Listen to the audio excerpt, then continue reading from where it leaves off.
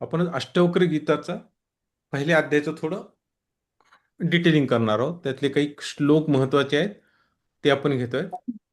अष्टवक्र गीता ही का सांगितली तर ते थोडं बेस घेऊ आपण आधी. जनक राजा कन्फ्युज स्टेटमध्ये होते की आत्मज्ञान कसं मिळवायचं, स्वतः आनंदी कसं राहायचं हे त्यांना कळत नव्हतं. हे खरंच जग आहे ते खरं जग आहे का मिथ्या जग आहे का स्वप्न जग माझं खरं आहे का मिथ्या आहे हे त्यांना कळत नव्हतं. म्हणून त्यांनी असं म्हणतात की राज्यातल्या सगळ्या लोकांना जमवलं आणि त्यांना विचारलं की मला ह्याच्यात तुम्ही मार्ग सांगा, मला खरं काय खोटं काय ते सांगा. आणि ते कोणा सांगता आलं नाही. पण नंतर एक 12-15 वर्षाचा मुलगा त्यांच्या सभेत येतो. तो 8 ठिकाणी वाकलेला असतो म्हणून त्याला अष्टवक्र म्हणलं जातं. अष्टवक्र कशी निर्माण ते नंतरची फार मोठी ती वेगळी स्टोरी आहे. अष्टवक्र जन्मल्यापासून किंवा आईच्या पोटात असल्यापासून त्यांना वेदाचं ज्ञान होतं. पण आईच्या पोटात असताना ज्याचे वडील आईला काही वेदांच्या गोष्टी सांगायचे त्यावेळेस असं म्हणतात की त्यांच्या आईच्या पोटातून हिने आवाज दिला की तुम्ही खोटं बोलताय सगळं. आणि त्यावेळेस अष्टवक्राच्या वडिलांनी शाप दिला की तो 8 ठिकाणी वाकलेला असतील म्हणून ते अष्टवक्र जन्मताना ते 8 ठिकाणी वाकलेले आहेत. पण ज्या जनक राजांनी त्यांना त्यांच्याकडे गेले अष्टवक्र आणि जनक राजांनी त्यांना प्रश्न विचारले, त्यांचा जो संवाद आहे ती अष्टवक्र गीता आली.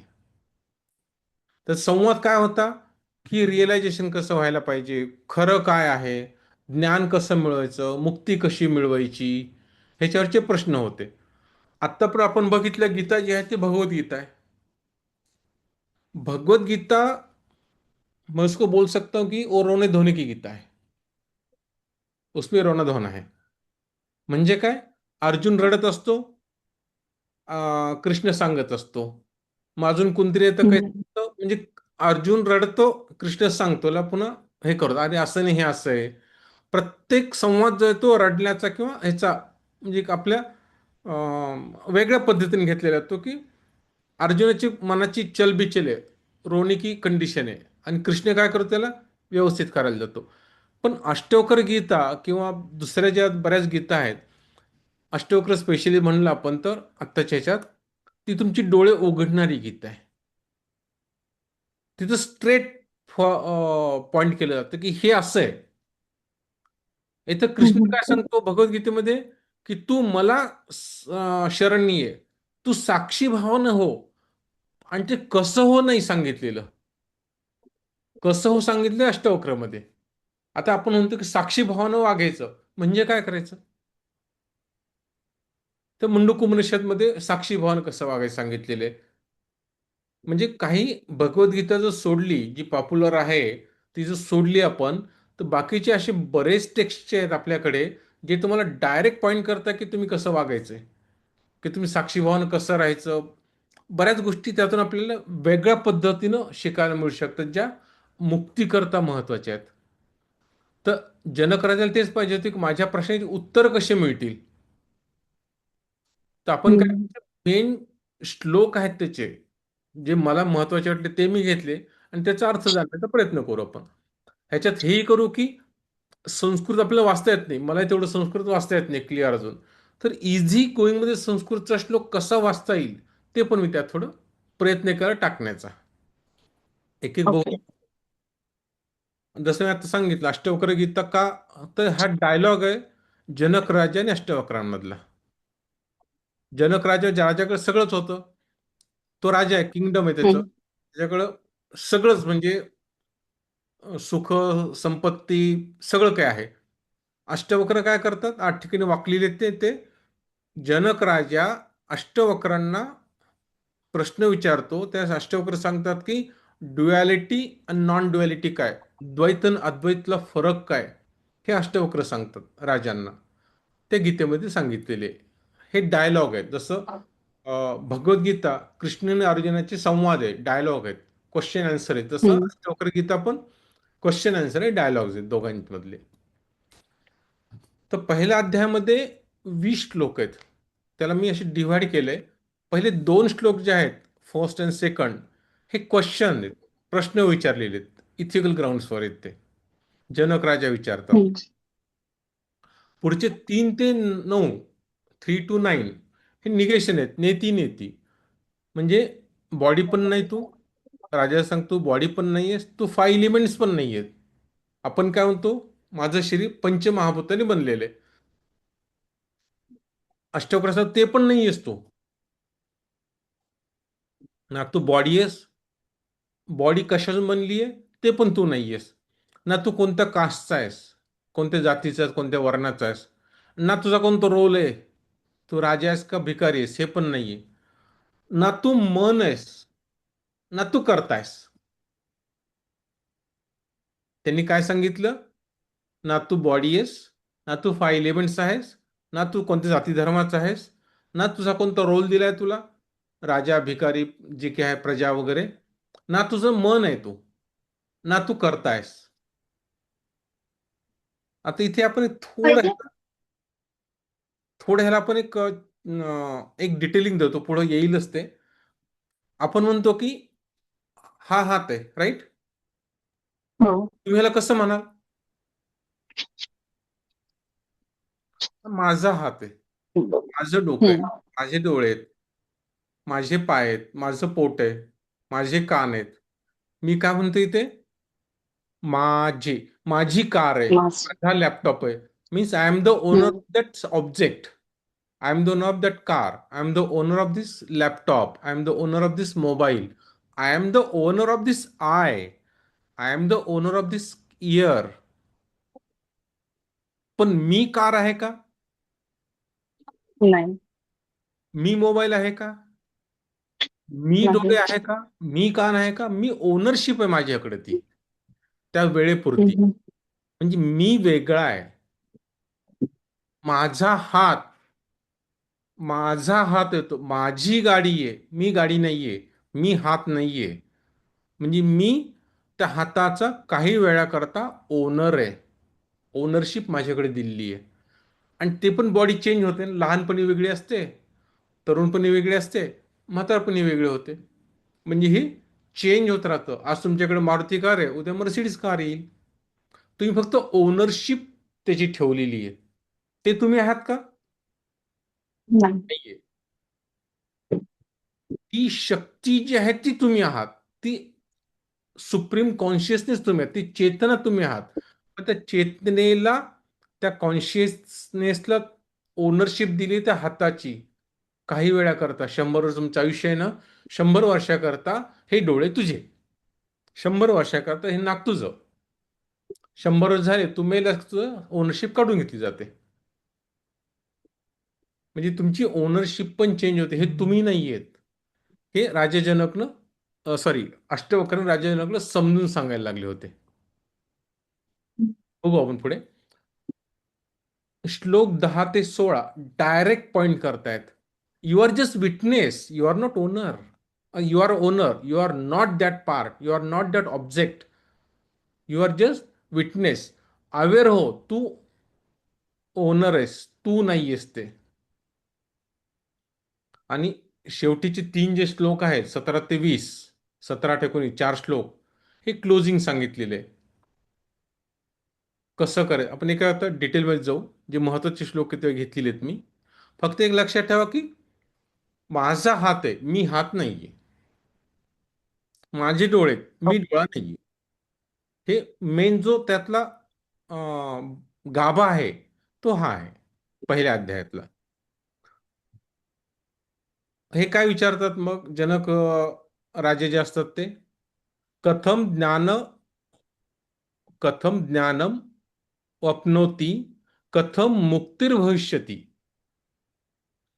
वैराग्य, वैराग्यच कथम प्राप्तम, एतद ब्रूहि मम प्रभो. हे तर कोणा तुम्हाला संस्कृत असं मी प्रॉपरली वाचू शकता, मला तेवढं जमत नाही, म्हणून मी त्याला थोडं ट्राय केला की वेगळ्या पद्धतीने कसं सोप्या भाषेत वाचता येईल. त्याचा अर्थ काय होतो, आत्मज्ञान कसे प्राप्त होत आहे, आत्मज्ञान कसं मिळेल, मनुष्याला मुक्ती कशी मिळते, आणि वैराग्य कसं ओपन होत म्हणजे निर्माण होतं, संसाराच्या प्रती वैराग्य कसं निर्माण होऊ शकतं, हे त्याचे बेसिक क्वेश्चन आहेत. आणि जो आत्मज्ञानासाठी तडफडतो, त्याला 3 क्वेश्चन येतातच. आत्मज्ञान कसं प्राप्त होईल, जसं आधी तुम्ही विचारलं होतं. मुक्ती कशी मिळेल, हम्म. आणि मला राईट. संसाराप्रती वैराग्य कसं प्राप्त होईल. 3च क्वेश्चन आहेत आयुष्यामध्ये, हम्म. आणि त्याच्यावर सगळं चाललेलं आहे. तिथं काय विचारतात ते पुन्हा, मुक्तिमिच्छासी चेतात विषयान विषव्रत.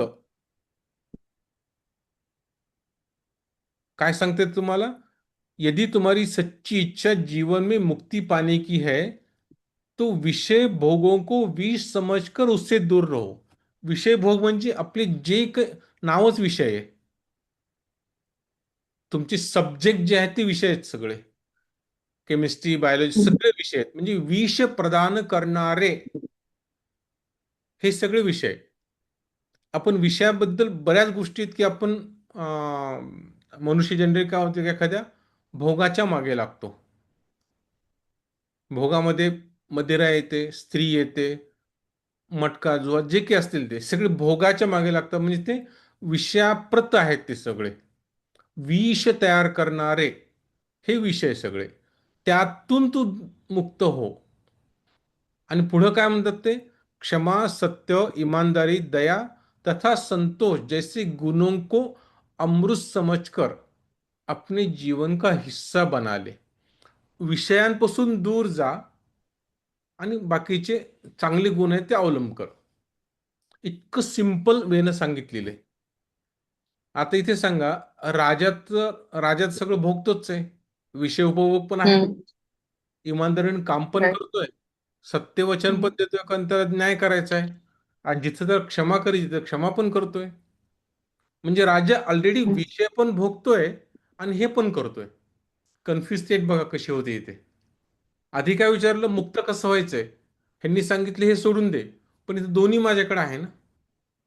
हम्म. राजा असल्यामुळे मला विषय भोग करावे लागतात आणि हे पण करतोय मी.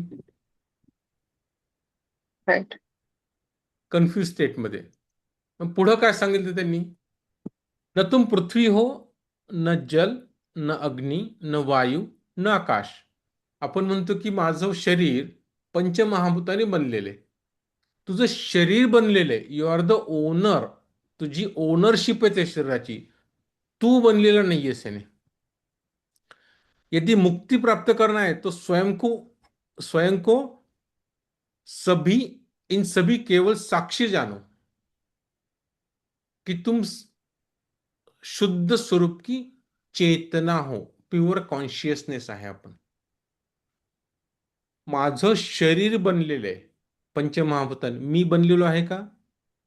नाही. नाही.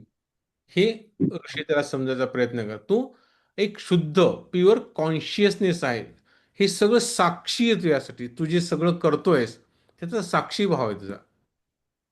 You are a witness. आणि तू अवेअर हो की तू हे नाहीयेस. नाही तर आपलं काय होतं, डोकं दुखायला, माझं डोकं दुखायला लागलं. डोकं तुझं नाही, you are the owner of that head for some time. तुम्हाला त्याची काळजी घेणे, जसं तुमचे लेकर आहे ते तुमची थोड्या वेळाकरता तुमची आवश्यक आहे ते काळजी घेणं. एकदा ते मोठे झाले की ते बाहेर जाणारच आहेत ना. जसं पक्ष्यांचे असतं, पक्षी उडेपर्यंत त्यांची आई वगैरे काळजी घेते, उडायला लागले की संपला विषय. तसं तुमचे जे काही इंद्रिय आहेत ते काही वेळाकरता तुमची आहेत, ते तुम्ही त्याची ओनरशिप घेतलेली आहे. त्यांना व्यवस्थित ठेवणं आवश्यकच आहे तुम्हाला.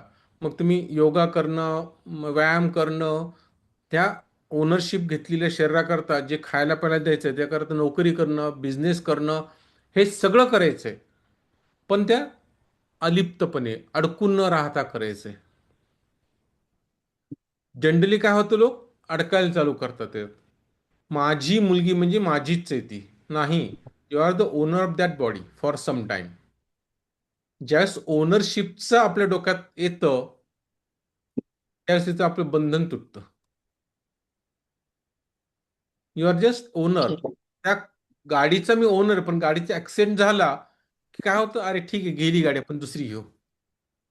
मग काय झालं, लोक काय लिहितात, गाडी घरी आणली नवीन, माय फॅमिली मेंबर.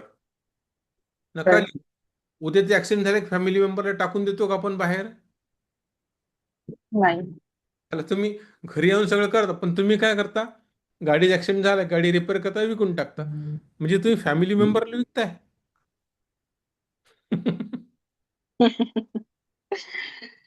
हे लोकांना इथे कळत नाही की आपल्याला ओनरशिप कोणती ऍक्सेप्ट करायची आहे आणि कोणती नकोय.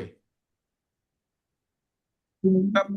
लोक प्रेमात असतात ते का, अरे मेरा लव आहे वो, मी त्याच्या करता, ते माझी. नो, दिस इज बंधन, ही ओनरशिप नाहीये ही.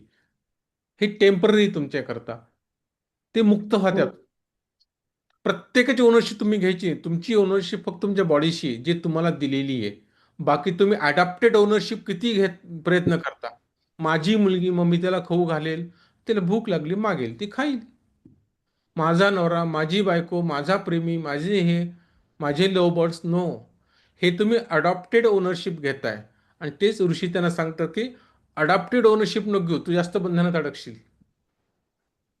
तू साक्षी भावान बघ, तुझ्या बॉडी करतं तुला जी दिल्ली आहे तेवढ्या पुरतच बघते, ते पण साक्षी भावान बघ. तुझा हात आहे, तू हात नाहीयेस. तुझी गाडी आहे, माझी मुलगी आहे, मी मुलगी आहे का? नाही. नाही. माझा नवरा आहे, मी नवरा आहे का? नाही. ते माझे ओनरशिप दिली थोड्या वेळा करता.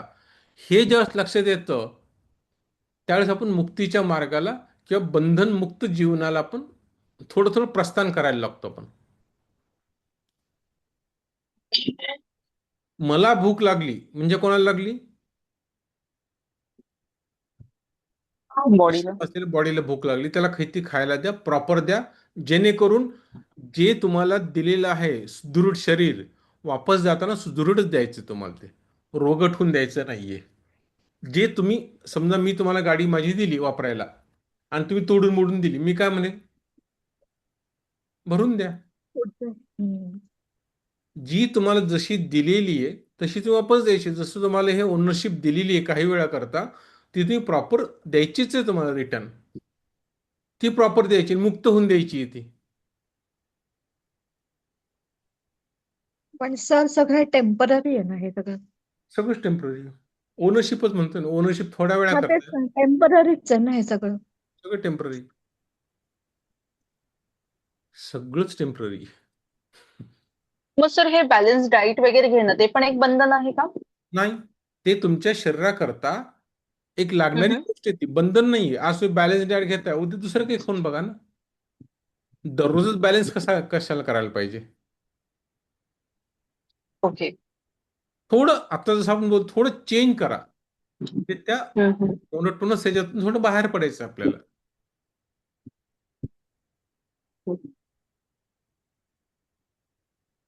तुम हर अनुभव, हर घटना और हर विचार के मौन साक्षी हो. जसं आता आपण बोललो, आपण वास्तव में तुम सदैव स्वतंत्र हो. तुम्हें बांधने वाली एक ही बात है, तुम अपने वास्तविक साक्षी स्वरूप को पहचान के बजाय स्वयं को कुछ और मान न बैठो. म्हणजे माझा जो आत्मा आहे तो साक्षी भावना सगळ्यांना बघतोय. म्हणजे मी, माझा आत्मा म्हणजे हात आहे का? नाही. माझा हात आहे, मी हात नाहीये. जस्ट हे आपल्याला समजायला लागतं, त्यास तुम्ही प्रत्येक घटनेला साक्षी भावानं बघू शकता. सगळ्या घटना ज्या काही असतील ते, म्हणजे आपलं जे काही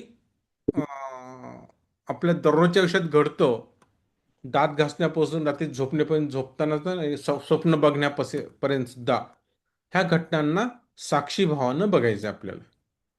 आणि बघणारा कोण आहे? हा आहे. आणि समोर सगळं पिक्चर चालू आहे.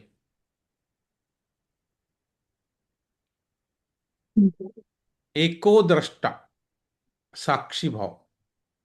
फक्त द्रष्टाहून बघायचं आपल्याला. एक द्रष्टाहून बघायचंय. त्यात इन्व्हॉल्व व्हायचं नाहीये. दॅट इज युअर मुक्ती. जिस चेतना में यह पूरा संसार प्रकट होता है, ठीक वैसे ही जैसे अंधेरे में रस्सी को गलत समझ के गलती से साफ समझ लिया जाता है. म्हणजे आपण संसारात गेलं तर माझं हे सगळं आपण समजायला लागतो. अंधारात हम्म. दोरीला पण आपण साफ समजतो ना. रज्जू राईट. सर्पत्वत, म्हणजे दोरीला पण कल्पित साप समजलं जातं. तसं जसं हे अंधार आहे आपल्या डोळ्यावर, हे सगळं माझंच आपण समजायला लागतो. पण माझं आहे का ते? ती दोरी आहे, साप नाही येतो. रियालिटी वेगळी आहे, हे त्यांना सांगण्याचा प्रयत्न करतात. ऋषी सांगतात राजाला, हे सगळं तू कल्पित आहे, हे टेम्पररी आहे. ही दोरी आहे, साप नाहीये. रिअलिटीमध्ये काहीच नाहीये. You are just pure consciousness, शुद्ध परमचेतना, जी आपल्यात वाहते. प्राण्यामध्ये पण तीच आहे, झाडांमध्ये पण तीच आहे, फक्त रूप वेगळं आहे त्याचं. माणसाला एक रूपात दिले, झाडाला वेगळ्या रूपात दिले, प्राण्याने वेगळ्या रूपात दिले. ते रूप आहे.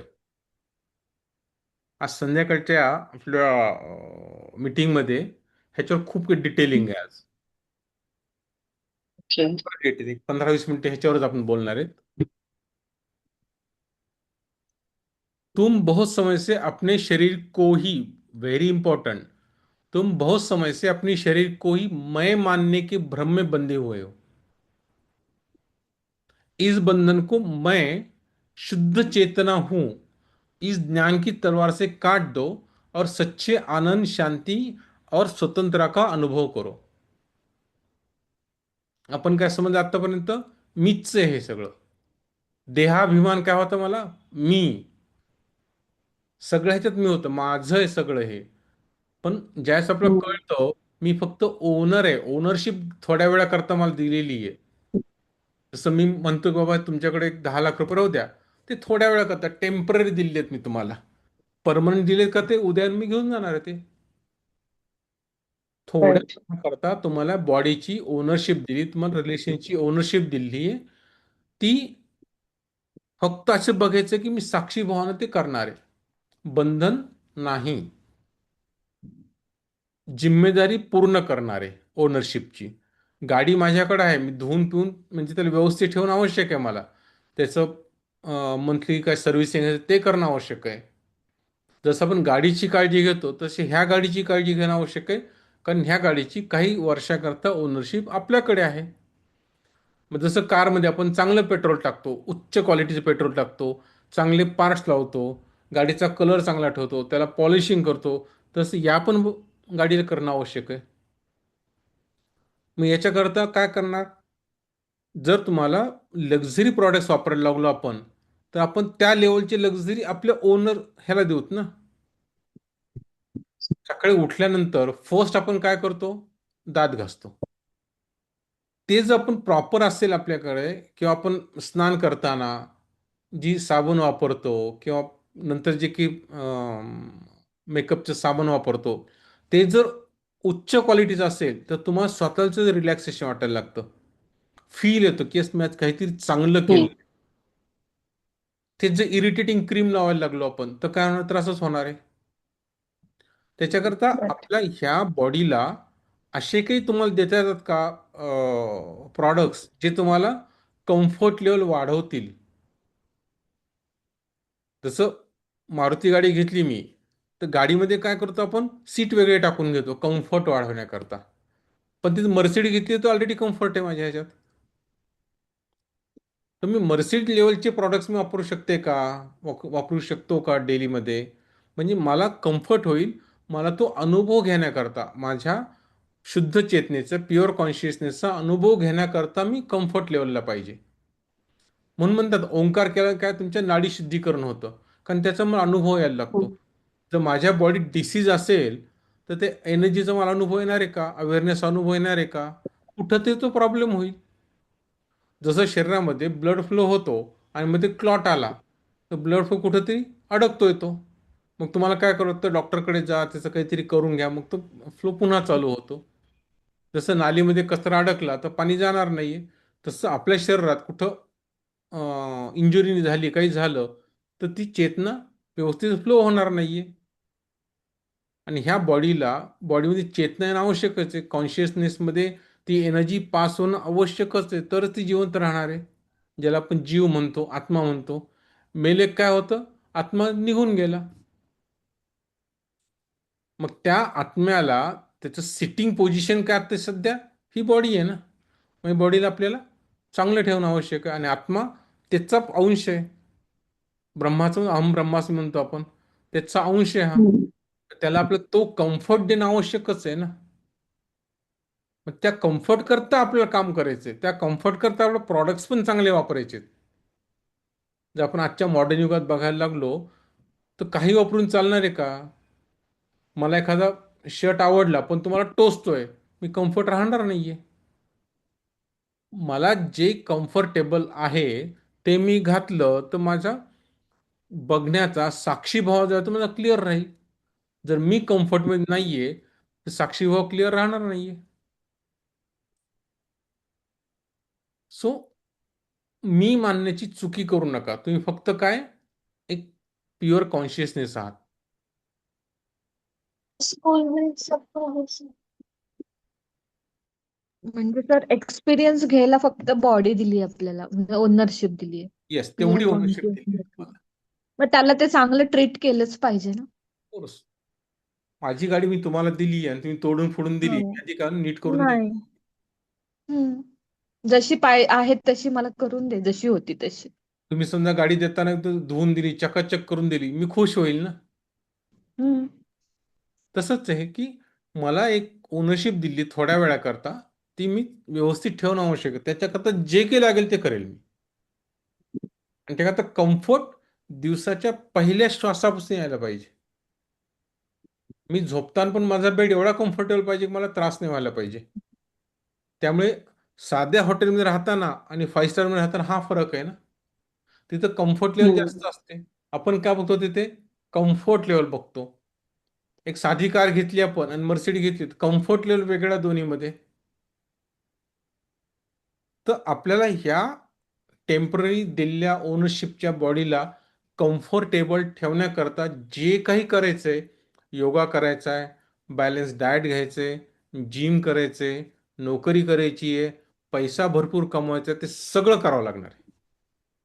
ते सोडून चालणार नाही, पण ते करताना फक्त साक्षीभावाने, इन्व्हॉल्व न होता करायचे. अटॅचमेंट न ठेवता, इन्व्हॉल्व व्हावंच लागणार, अटॅचमेंट न ठेवता करावं लागणार. जिस प्रकार एक ही आकाश में मिट्टी के घड़े के भीतर भी होती है, जिस प्रकार एक ही आकाश मिट्टी के घड़े के भीतर भी होता है, बाहर भी होता है, उसी प्रकार ही शाश्वत अखंड ब्रह्म सभी प्राणी में है. म्हणजे आपल्यामध्ये पण तेच कॉन्शियस आहे, आतमध्ये पण आहे आणि सृष्टीमध्ये पण तेच आहे. दोन्हीकडे तेच आहे, फक्त स्वरूप वेगळे. जसं माठ आहे आणि माठाच्या बाहेर पण तीच एनर्जी, माठामध्ये पण हवा आहे, बाहेर पण आहे. समुद्रामधून पाणी आपण माठात भरलं तर तो एक वेगळा झाला, पण त्याच्यात पाणी ह्याच्यात पाणी आहे. दोन्हीकडे सेम पाणी आहे, दोन्हीकडे तुमची एनर्जी पण सेम आहे. त्याकरता तुम्हाला कॉन्शियसली बघावं लागेल की आपण काय करतोय ते, आणि ते पण साक्षी भावाने.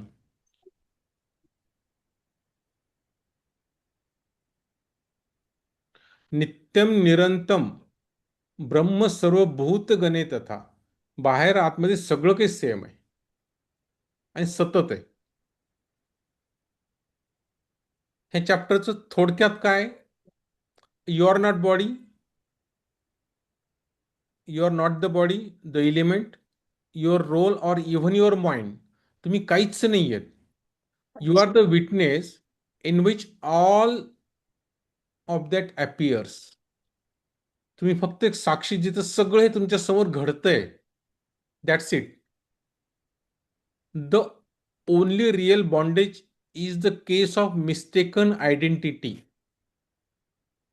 Seeing the witness as something small, limited or other. Witness मीच आहे, पण आपण काय करतोय, दुसऱ्याला देतोय. ओनरशिप माझी, तर मी विटनेस आहे, मी फक्त सांभाळणार आहे, मी कंटिन्यू त्याचा ओनर नाही, किंवा मी ते नाहीये. मी हाताचे ओनरशिप माझ्याकडे, ओनर आहे मी हाताचा, मी हात नाहीये. कार माझी ओनरशिपची कार आहे, पण मी कार आहे का, नाहीये. हे जेव्हा कळायला लागतं त्यावेळेस आपण विटनेस व्हायला सोपं जातं. आणि या चॅप्टरमध्ये हेच दिले, अध्यात दिले की विटनेस कसं व्हायचं. जास्त विटनेस होता त्यावेळेस तुम्हाला पुढचे मार्ग मिळायला लागतात. पुढचे सगळे चॅप्टर जे आहेत, बाकीचे 19 चॅप्टर, 19 अध्याय, त्यामध्ये ट्रिक्स सांगितलेले आहेत कसं बघायचं. बेस काय? ओनरशिप मान्य करा. That's it.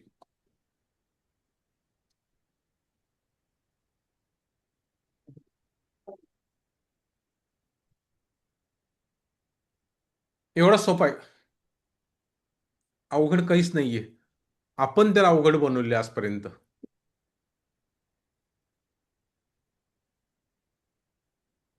सिंपल भाषेत काय सांगायचं त्यांना?